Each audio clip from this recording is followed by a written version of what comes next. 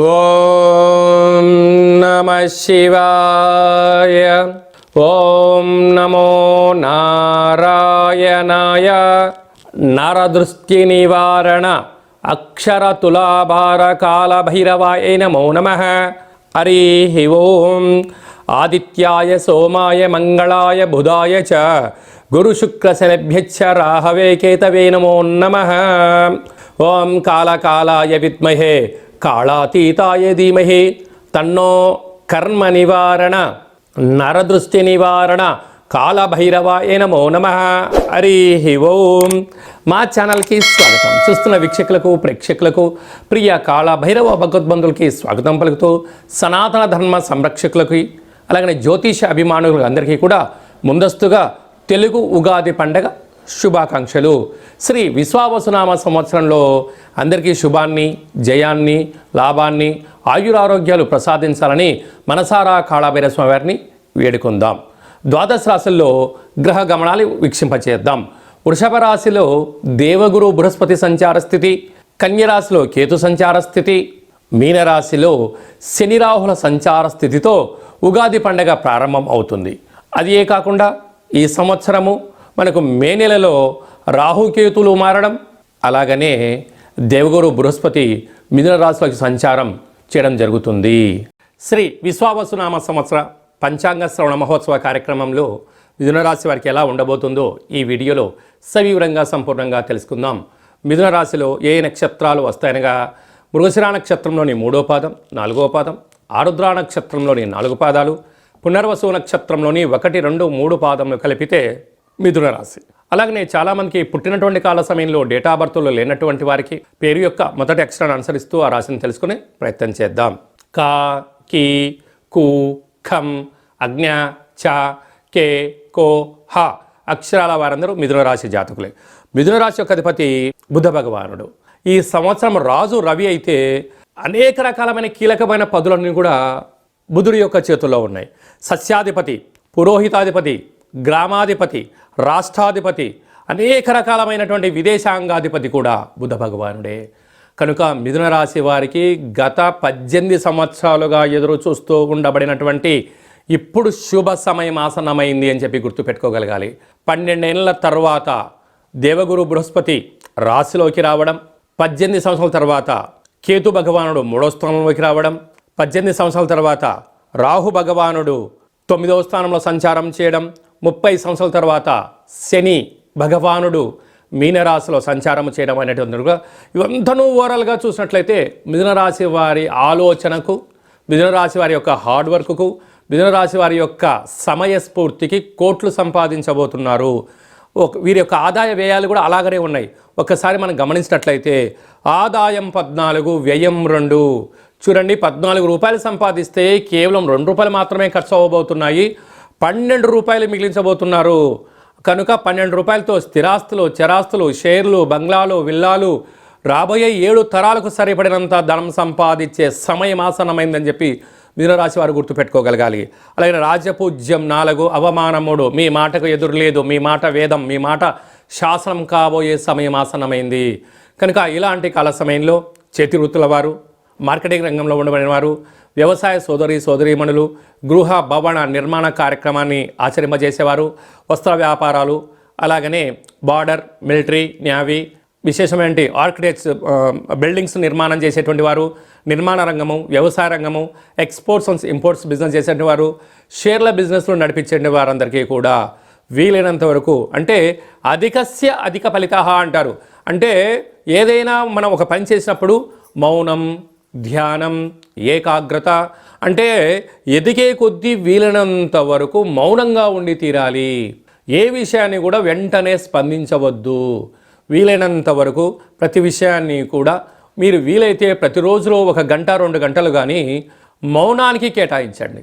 చూడండి, ఈ మధ్యకాలంలో మనకు ఫోన్లు వచ్చాయి, వాట్సాప్ వచ్చాయి, టీవీలు వచ్చాయి, ఎన్నో రకాలుగా వచ్చాయి.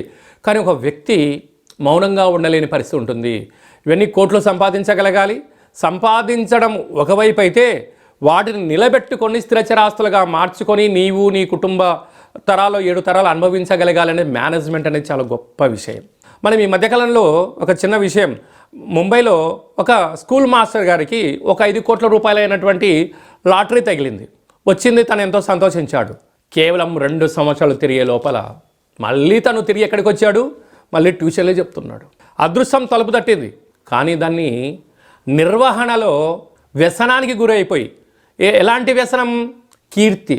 అంటే అనేక ఎన్జిఓస్ వాళ్ళు, సంఘాల వాళ్ళు పిలిచి వీళ్ళు పిలిచి శాలువలు కప్పి సన్మానం చేస్తే అనవసరమైనటువంటి డొనేషన్లు ఇవ్వడం వలన తను ఎక్కడి నుంచి తన జీవితాన్ని ప్రారంభించాడో మళ్ళీ తిరిగి అక్కడికే రావడం జరిగింది. కనుక మిథున రాశి వారికి కీర్తికాంక్ష చాలా ఉంటుంది. కనుక ఆ కీర్తికాంక్షకు కళ్యం వేయగలగాలి అన్నట్లయితే ప్రతి బుధవారం పూట, వీలైతే ప్రతిరోజు బుధహోరలో 1 గంట సేపు మౌనంగా ఉండే ప్రయత్నం చేయండి. అప్పుడు మౌనంగా ఉండడం వల్ల ఏమవుతుంది? నీతో నువ్వు మాట్లాడుకుంటావు, నీ అంతర్గతమైనటువంటి మనసుతో నువ్వు కరెక్ట్ చేస్తున్నావు, నువ్వు రాంగ్ చేస్తున్నావు అనేటువంటి విశ్లేషణ మన మనసులో కలుగుతుంది. కానీ మనిషి అనేవాడు ఏమైపోయాడు అంటే ధర్మాన్ని వదిలేసి, కర్మను వదిలేసి, అంటే రేపు ఏదో జరగబోతుంది అన్న కారణం చేత ఆందోళన, విపరీతమైన ఆవేశము, తనకు తెలియదు చెప్తే వినని పరిస్థితిలో ఉండడం వలన సర్వము పోగొట్టుకొని మళ్ళీ జీవితాన్ని ఎక్కడైతే ప్రారంభించామో అక్కడికి నిలబెడతాం. ఇది బాగానే ఉంటుంది. కానీ రోగాలు, వ్యాధులు, ప్రమాదాలు, ఆటంకాలు, పోలీస్ స్టేషన్లు, కోర్టు మెట్లు అనేటువంటివి ధర్మాన్ని వీడితే నిన్ను కబలిస్తాయి. ధర్మబద్ధంగా ఉన్నంత వరకే ఆ భగవంతుడి యొక్క వృక్ష నీడలో మిథునరాశి వారు ఉంటారు. కోట్లు రాబోతున్నాయి, కోట్లు సంపాదించబోతారు. సంపాదించిన తర్వాత దాన్ని మేనేజ్ చేసుకోవడం తెలియకపోతే సర్వము పోగొట్టుకునే పరిస్థితి ఉంటుంది. ఇన్ని వేల వీడియోలలో మీరు ఈ వీడియో చూస్తున్నారు అన్నట్లయితే బుధ భగవాను యొక్క ఆశీస్సులు మీ పైన ఉండబోతున్నాయి. కనుక వీలైతే ప్రతిరోజు లేక ప్రతి బుధవారము నెలకొకసారైనా ఓం భ్రాం హ్రీం బ్రౌం సహ బుధాయ నమః అనే మంత్రాన్ని 27 సార్లు వ్రాసి బుధ భగవాను యొక్క తులాభారంలో మీరు ఎప్పుడైతే పాల్గొంటారో, ప్రతి బుధవారం పెసరపప్పుతో కూడుకున్న ధాన్యాన్ని ఎప్పుడైతే తింటారో, వీలైతే ప్రతిరోజు పెసలను మొలకెత్తించి ఆ గింజల్ని ఎప్పుడైతే మీరు తింటారో, మనోమేధాశక్తి, జ్ఞానశక్తి, అపారమైనటువంటి ఆయుధ సంపత్తి మీ దగ్గర ఉంటుంది. బుధ భగవానుడు నన్ను స్మరిస్తే చాలు, నేను నిన్ను దీవిస్తాను అని సిద్ధంగా ఉన్నాడు. కనుక స్మరించడం, ధ్యానించడం మానవుని యొక్క ధర్మం. ఆశీర్వదించడం, అపార కుబేర బుద్ధి జ్ఞానం కలిగినటువంటి ఆశీర్వదించడం బుధ భాగం ఆశీస్సులు అని చెప్పి గమనించాలి. శ్రీ విశ్వావసునామ సంవత్సరంలో రాజు సూర్యభగవానుడు, మంత్రి చంద్రభగవానుడు అవ్వడం వలన ఈ సంవత్సరం ఎర్రటి పంటలకు, ఎర్రటి ధాన్యానికి, ఎర్రటి వస్తువులకు, ఎర్రటి నేలలు, అనేక రకాలమైనటువంటి రాజకీయ ధురంధరులకు చాలా మంచి కాలం అని చెప్పవచ్చు. గ్రామ, రాష్ట్ర, దేశ, ప్రపంచ స్థాయిలో ఎదగాలి అనుకుంటున్న వారికి కష్టే ఫలి, అంటే ఎవరైతే కష్టపడతారో వారు అద్భుతమైన విజయాలు ఈ సంవత్సరం మీ సొంతం చేసుకోవడానికి అవకాశం ఉంటుంది. అదే కాకుండా ఎన్నడూ లేనటువంటి విధంగా ఈ సంవత్సరం మనకు షష్ఠగ్రహ కూటమి, అనగా రవి, చంద్రుడు, బుధుడు, శుక్రుడు, శని, రాహు గ్రహాలన్నీ కూడా మీనరాశిలోనే ఉండగా మనకు ఉగాది పండగ రావడం, ఉగాది పండగ ప్రారంభ మాసమంతను కూడా చతుర్గ్రహ కూటమితో సంచారం చేయడం, ఎన్నడూ లేనటువంటి విధంగా ఈ సంవత్సరంలో 4 పెద్ద గ్రహాలు మారడం, అంతనూ కూడా కష్టపడి పనిచేసేటువంటి వారికి, ధర్మబద్ధంగా న్యాయబద్ధంగా ఉండబడిన వారందరికీ ఈ సంవత్సరము జయహో అనేటువంటి విజయాలు మనందరి సొంతమవుతాయి. అది కాకుండా వీలైనంత వరకు భగవంతుడికి భక్తుడికి మధ్య అనుసంధానకర్త అయినటువంటి, అంటే వీలైనంత వరకు ఆధ్యాత్మిక చింతనగా ఉండడం, రోజు ఉతికిన వస్త్రాలు ధరింపచేయడం, మొక్కలకు నీరు పోయడం, సూర్య నమస్కారాలు ఎవరైతే చేస్తారో వారందరికీ కూడా వీలైనంత వరకు ఆరోగ్యము, మనశ్శాంతి ఉండే అవకాశాలు ఉంటాయి.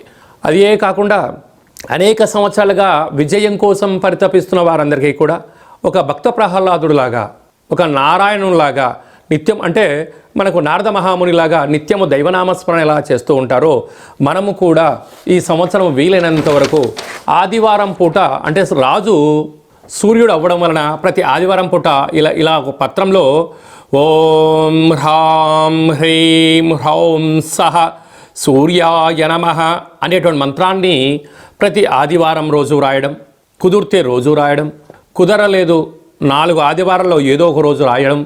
ఈ పత్రాలను మాకు పంపించినట్లయితే సూర్యగ్రహ భగవానునికి అక్షర తులాభార మహోత్సవ కార్యక్రమాన్ని ఏర్పాటు చేయడం జరిగింది.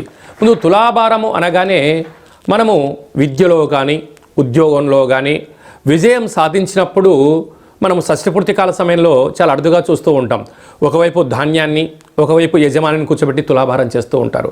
కళౌ వెంకటనాయక అనే వెంకటేశ్వర స్వామి యొక్క దేవాలయంలో రూపాయి బిళ్ళలతో తులాభారం చేస్తారు. ఎందుకు? లక్ష్మీ కటాక్షం కోసం, 7 తరాలు కూర్చొని తిన్న తరగనంత ఆస్తి ఐశ్వర్యం కోసం అక్కడ తులాభారం చేస్తూ ఉంటారు. తెలంగాణ రాష్ట్రంలో గిరిజన జాతర అయినటువంటి సమ్మక్క సారక్క దేవాలయంలో బెల్లంతో తులాభారం చేస్తారు. ఎందుకు చేస్తారంటే అమ్మవారి యొక్క ఆశీస్సుల కోసం. అందుకే మనం తెలంగాణలో బెల్లాన్ని బంగారం అని చెప్పుకుంటూ ఉంటాం. అలాగనే మధురలో కృష్ణ పరమాత్మునికి వెన్నతో తులాభారం చేస్తూ ఉంటారు.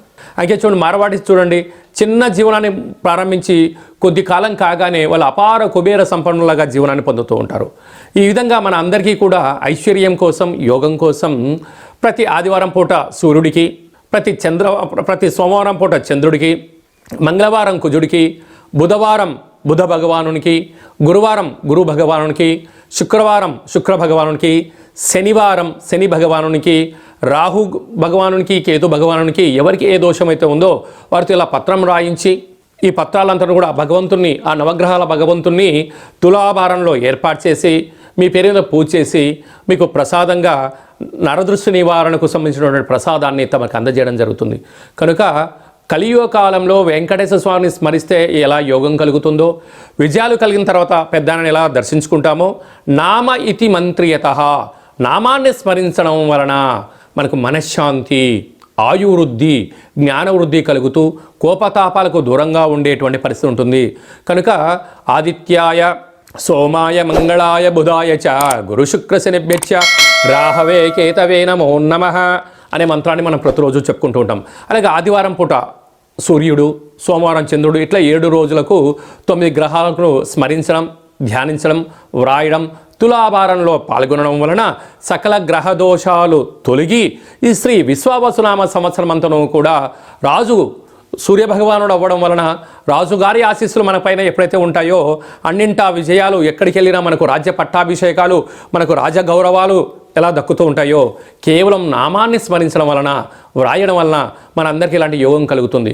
కనుక అలా రాయాలి అనుకుంటున్న వారందరూ ఈ కింద మనం సంప్రదించినట్లయితే మీకు కూడా వాట్సాప్ ద్వారా ఈ యొక్క రాసేటువంటి పత్రాన్ని ఫార్వర్డ్ చేయడం జరుగుతూ ఉంటుంది. మీరు ఇవన్నీ కూడా రాసి మళ్ళీ ఫోటో తీసి వాట్సాప్లో పంపిస్తే వీటిని జిరాక్స్ తీసి తులాభార కార్యక్రమంలో ఏర్పాటు చేయించి మీకు వీడియో కాల్ ద్వారా చూపించి భగవంతుడి యొక్క ఆశీస్సులు పొందడానికి అన్ని ఏర్పాట్లు చేస్తున్నాయి. కనుక మనం అందరము కూడా దైవనామాన్ని స్మరణ చేద్దాం, ధ్యానిద్దాం, భగవంతుడు ఆశీస్సులు పొందుదాం, సంపూర్ణ ఆరోగ్యవంతులు అవుతామని చెప్పి వచ్చిన విన్నపం. ఇంకను శ్రీ విశ్వావసునామ సంవత్సరంలో అద్భుతమైన మనం విజయం సాధించగలగాలి అన్నట్లయితే ఈ యొక్క పాత్ర కంచు పాత్ర, అంటే కంచు మోగినట్టు కనకము మోగదు గదరాసుమతి అని ఎలా చెప్పుకుంటామో ఈ యొక్క కంచు పాత్రను మనం ఇంట్లో పెట్టుకొని ఇది శ్రీ కాళభైరవ అక్షయ పాత్ర అంటారు. అక్షయము అనగా నశించబడినటువంటిది.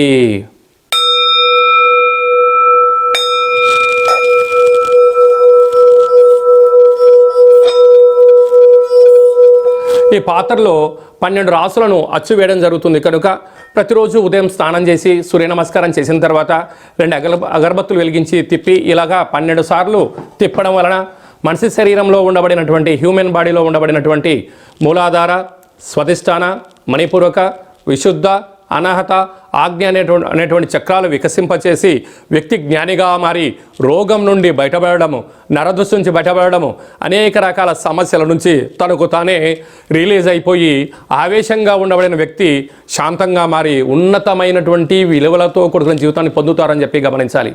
ఈ అక్షయ పాత్రతో పాటు మీకోసం ప్రత్యేకంగా కాళభైరవ స్వామి యొక్క హోమము, కాళభైరవ స్వామి యొక్క పిరమిడు, డాలరు, కంకణాన్ని ఏర్పాటు చేయించి పూజ చేయించి పంపించడం జరుగుతుంది.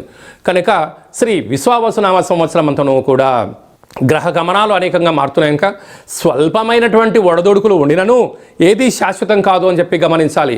ఈ ఆనందము శాశ్వతము కాదు, ఈ కష్టాలు కూడా శాశ్వతము కాదు. రెంటిని సమస్థితిలో ఏ ఒక్క వ్యక్తి తను స్వీకరిస్తాడో అద్భుతమైన విజయం శ్రీ విశ్వావసునామ సంవత్సరంలో మనం పొందగలము అని చెప్పి గమనించాలి. అదే కాకుండా మీ వ్యక్తిగత జాతకం తెలుసుకోవాలనుకుంటున్నారా? మీ పేరు, పుట్టినటువంటి తేదీ, నెల, సంవత్సరం, సమయం రాసి మీరు వాట్సాప్లో పంపించగలిగినట్లయితే సంపూర్ణమైనటువంటి 100 సంవత్సరాల జాతకాన్ని వ్రాసి పంపించి మీరు పుట్టినప్పుడు గ్రహ గమనాలు ఎలా ఉన్నాయి, ప్రస్తుతం ఎలా ఉంటున్నాయి, రాబోయే కాలంలో ఎలా ఉండబోతున్నాయో సవివరంగా సంపూర్ణంగా జాతకాన్ని తెలియజేయడం జరుగుతుందని చెప్పి గమనించాలి. అలాగే చాలామందికి పుట్టినటువంటి కాల సమయంలో డేట్ ఆఫ్ బర్త్లో లేనటువంటి వారికి పేరు యొక్క మొదటి అక్షరాన్ని అనుసరిస్తూ రాశిని తెలుసుకొని ప్రయత్నం చేస్తూ రాశి యొక్క గ్రహ గమనాలు, రాశి యొక్క ఆదాయ వ్యయాలు, రాశి యొక్క రాజపూజ్య అవమానాలు, ఎలాంటి ఇబ్బందులు ఉన్నాయి, ఎలాంటి యోగాలు ఉన్నాయో కూడా మీకు గవ్వల ద్వారా, రమణ శాస్త్రం ద్వారా, కాళ్ళ భైరవ ఉపాసన చేత భూత భవిష్యత్ వర్తమానాన్ని తెలియజేయడం జరుగుతుంది. కనుక జీవితాన్ని, జాతకాన్ని తెలుసుకొని ప్రయాణం చేయగలిగితే ఉన్నంతకాలం చీకటిలో కాకుండా వెలుగులో మన జీవితం ఉంటుందని చెప్పి గమనించాలి. లేకపోతే మీరు చీకట్లో ఉంటూ మిమ్మల్ని నడిపించేవారు కూడా చీకట్లో ఉన్నట్టయితే జీవితం అంధకారం అవుతుంది. అదే ఒక జ్ఞానితో, అదే ఒక వెలుగులో ఉండబడిన వ్యక్తితో, సక్సెస్ అయిన వ్యక్తితో మీరు ప్రయాణం చేస్తే మీ జీవితంలో కూడా ఉన్నతమైనటువంటి శిఖరాలు అధిరోహించి రాజసన్మానం, గజ సన్మానం మన సొంతం అవుతుంది. కనుక జాతకాన్ని తెలుసుకుందాం, కష్టాలను తొలగించుకుందాం, ఐశ్వర్యానికి స్వాగతం పలుకుదాం అని చెప్పి గమనించాలి. ఈ సంవత్సరం అంతా కూడా అందరికీ శుభం, జయం, లాభం కలగాలని కోరుకుంటూ ఆశీర్వచనం.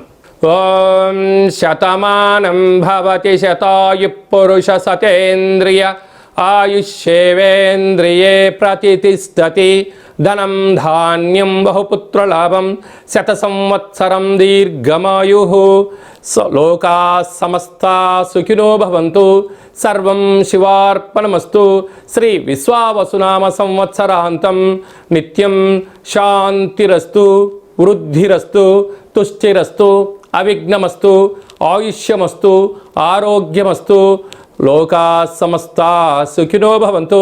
సర్వం కాళభైరవ దేవతార్పణమస్తు. హరి ఓం. ఈ వీడియో మీకు నచ్చినట్టయితే లైక్ చేయండి, షేర్ చేయండి. మేము చేస్తున్న ఆధ్యాత్మికమైన వీడియోలు అందరికన్నా ముందు మీరు చూడాలి అన్నట్టయితే గంట సింబల్ ప్రెస్ చేయండి, అలాంటి బటన్ కూడా తెలియచేయండి.